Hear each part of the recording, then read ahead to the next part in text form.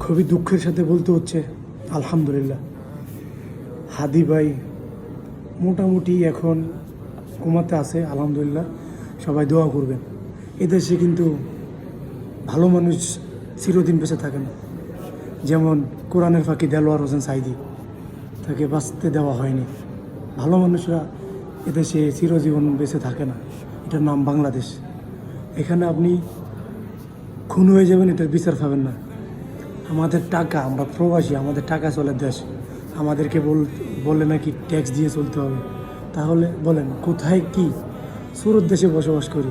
দেশের প্রশাসনও চোর, দেশের আইনও চোর, দেশের মানুষগুলোও চোর, দেশের সিস্টেমগুলোও চোর। এই দেশে চোর বাটফারে ভরে গেছে, বুঝছেন? এদেশে আপনি ন্যায় বিচার জীবনও পাবেন না।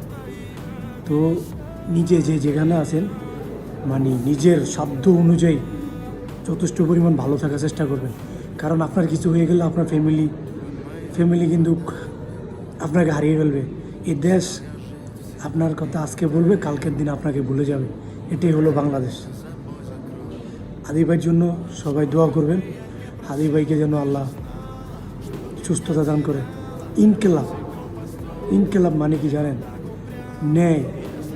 ন্যায় দেওয়ার একজন প্রতীক।